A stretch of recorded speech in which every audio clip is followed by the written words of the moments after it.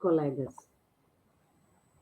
o que é importante agora é pontuar o olhar que o Freud vai ter para quando o Schreber imagina-se ali adormecido, ou meio que adormecido, de como seria bom ser mulher para ser copulado, olha, passividade, ser copulado, passivo, né? Se nós formos em termos gramaticais. E também para essa ausência da esposa dele. Porque é a partir daí que o Freud vai pensar mais além sobre esse caso, né? Ora, vamos para o nosso Daniel Schreber. Um próspero juiz da Corte de Apelação. Veja, um homem de carreira, um homem de proeminência, que após a indicação para a Corte e depois para o Senado, ele passou a sofrer de paranoia grave. Lembro de paranoia, delírio sistematizado, mais ou menos sistematizado. Veja, o seu delírio, colegas, vamos ver qual o conteúdo, agora vamos para o conteúdo. Seu delírio o levou a acreditar que estava para se tornar o quê? A mulher de Deus. E aí, nós relacionamos a partir de Freud aquele momento anterior que ele chamou de incubação da doença. Schreber, ele tem uma fantasia corrente de redentor. Ele estaria destinado a salvar o mundo da miséria. E como é que ele salvaria o mundo da miséria? Deus o transformaria em mulher, e como mulher, Schreber geraria os próximos homens, novos homens que salvariam o mundo. Esse delírio é um delírio de redenção e de emasculação. Redenção, eu sou o redentor, eu vou salvar. Como? Sendo mulher de Deus. Sendo mulher, aí a emasculação. Porque como é que eu poderia ser mulher? Só a partir do desejo divino, colegas. Colegas, então nesse ponto já do caso, são identificados delírio de redenção e emasculação. Vamos ver agora o que afinal são delírios. Delírios são crenças fixas, não passíveis de mudança à luz de evidências conflitantes. Ou seja, o sujeito que está dentro do delírio, produzindo o delírio, não há nada que consiga fazê-lo questionar o seu delírio. Pode-se o quê? Apresentar evidências que façam qualquer pessoa que não esteja dentro do delírio duvidar dele, mas quem está produzindo o delírio, ele não consegue duvidar daquilo. Então, o conteúdo do delírio pode incluir uma variedade de temas, como o tema persecutório, referência ao somático, religioso, de grandeza. Ao passo que o quê? As alucinações, se o delírio vem de uma ordem do pensamento, né, de crenças, pensar, a alucinação, ela é da ordem sensorial, da percepção. E elas ocorrem sem estímulo externo. Elas são vívidas e claras com toda a força e o impacto das percepções normais, e elas não estão sob o controle voluntário do indivíduo. Então, elas podem ocorrer em qualquer modalidade, colegas. Vamos pensar sensorial. Então, nós vamos ter a audição, nós vamos ter o tato, nós vamos ter o olfato, nós vamos ter o paladar, né? Então, em todo o campo sensorial, nós podemos ter alucinações que são produzidas, embora as alucinações mais comuns no tipo da esquizofrenia são as alucinações auditivas, ouvir vozes. E elas costumam ser vividas como vozes familiares ou não, percebidas como diferentes dos próprios pensamentos daquele indivíduo. Então, isso é importante a gente levar em conta, porque estamos falando da paranoia. Para pensar a paranoia, temos que pensar o delírio. E qual a diferença do delírio, no caso, para alucinação, né? Bem, aqui a gente tem um ponto importante. Que olhar de Freud para Schreber? Como é que o Freud vai olhar para o caso desse homem que o quê? Que adota uma atitude passiva feminina para com Deus. Ora, é bom, deve ser bom ser mulher, mas eu sou homem, logo eu não posso ser mulher. Mas em que situação seria permitido ser mulher? Se Deus o quisesse e o fizesse. Assim eu não estaria infringindo, colegas, nenhuma ordem moral. Percebem? E eu estou falando de moral, isso considerando que século XIX, o Schreber está lá em 1893, dentro de uma estrutura e um contexto social rígido em relação aos sexos e aos seus papéis. Então, é a partir daí que a gente tem que pensar. O Schreber, ele vai ter várias alucinações. E como vamos ver, esses seus delírios também, eles vão se desdobrar em outros delírios.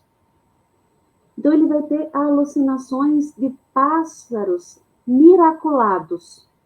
Ele diz que esses pássaros que ele vê, olha, visual, e ele ouve também os pássaros, eles são formados por antigas almas humanas, impregnadas de veneno.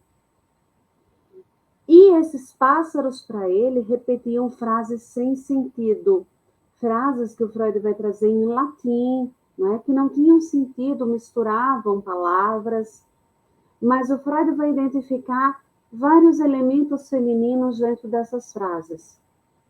E essas frases se incorporariam à sua alma, a alma do Schreber, ou seja, pássaros miraculados, formados por almas humanas impregnadas de veneno. E que diziam frases que se incorporavam à sua alma, alucinação, né? E vai se comparar o quê? O Freud, essas aves às mulheres. Por quê?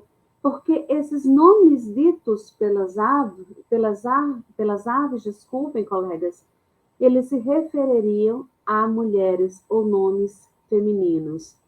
Então, aí encontramos a alucinação de Schreber. E os delírios? Olha, já temos ali o delírio da emasculação, né? De se tornar mulher porque Deus assim o deseja. Vamos encontrar também a perseguição, o delírio de perseguição.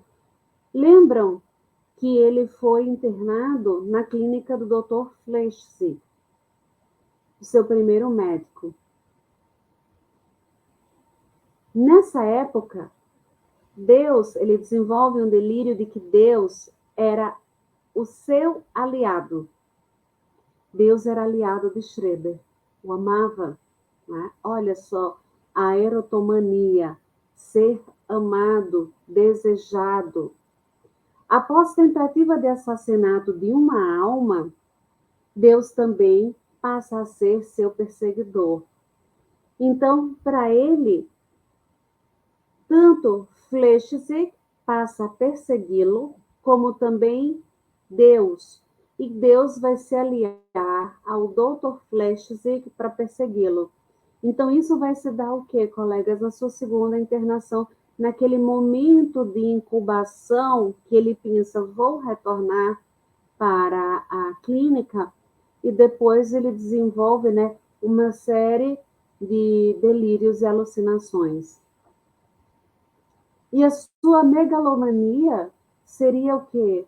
Tornar-se mulher para cumprir a missão divina de recriar a humanidade com uma nova raça nascida do seu espírito. Uma nova raça nascida porque Deus, né, estaria ali guiando esse indivíduo para se tornar mulher, no desejo que se tornasse mulher, para procriar novos homens, uma nova raça. Então vejam só, nós temos a erotomania, temos a megalomania, temos a perseguição, vários delírios que estão sendo desenvolvidos nessa sistematização, veja, um pensamento sistematizado. Nisso tudo, o que se observa? Que o Schreber se vê como um ser superior, amado por Deus. Vejam, alguém pode perguntar, né? Ou se perguntar, mas ele era um homem da corte, ele era um homem proeminente. Sim, o Fleschzig, o Schreber, ele consegue ter a sua vida normal, no sentido de funcional, não que ele seja uma normal, ele consegue desempenhar bem as suas funções durante o dia, né? Isso Freud traz bem, e à noite, né? Ou seja, quando ele está longe do seu local de trabalho, ele vai ser, sim, dominado pelos delírios, pelas alucinações. Então, é como se o quê? Ele não vai sofrer ali nenhuma alteração intelectual. Vai exercer suas funções como todas as outras pessoas, exceto, claro, nos momentos em que ele passou pela internação. Então, isso é importante porque a paranoia ela é desta ordem. Lá, lembram, sem deterioração, quando nós vimos no encontro 1. O Freud vai nos dizer que o ponto culminante do sistema delirante de Schreber é a sua crença de ter a missão de redimir o mundo e restituir à humanidade o estado perdido de beatitude. Ou seja, a humanidade estava corrompida. Foi por isso, né, que ele foi convocado por Deus para essa tarefa, por uma inspiração direta de Deus, tal como aprendemos que foram os profetas. Então veja o local que ele se coloca de destaque, a megalomania. E a parte mais essencial da sua missão redentora é ela ter de ser procedida por sua transformação em mulher. Então, Freud vai olhar como ele muda dessa posição masculina para feminina e tentar entender por que mulher, por que ser populado por Deus, né? Então, não se deve supor que ele deseja ser transformado em mulher. Trata-se antes de um dever baseado na ordem das coisas. Então, é como se o quê? O dever a partir do desejo divino, justificasse a transformação dele, e não o desejo dele. Esse seria o quê? O conteúdo do delírio. E como é que o Freud vai interpretar isso? Que a atitude feminina lá na fantasia que ele teve do sonho, possivelmente ser mulher para ser copulado, traz uma recordação, desperta uma recordação desse médico Fleschzer. E vai ligar a paranoia dele com temor de abuso por parte do médico, de rever o Fleschzer. Se eu rever o Fleschzer, o que vai acontecer? Olha, esse temor de abuso, claro, que o coloca numa posição que feminina. O Freud vai dizer que a causa da paranoia se dá pela manifestação da libido homossexual e que vai ter o Fleschzer como esse objeto, o médico como esse objeto. É tanto que o temor é o quê? O abuso por parte do médico. E como é que isso se deu para o Freud lá naquele momento, né, quando teve a segunda ocorrência? Porque a presença da mulher o protegia dessas pulsões. Quando ela se retira em viagem e ele está naquele momento de tensão, isso retorna para ele. Fleschzer, nessa construção no delírio, ele vai ser substituído por Deus. Porque, vejam, colegas, se era difícil assumir uma posição feminina, ou seja, homossexual diante do médico, por sua vez, o ego não iria oferecer resistência diante da ideia de cumprir uma missão divina. A aceitação da posição feminina passa por quê?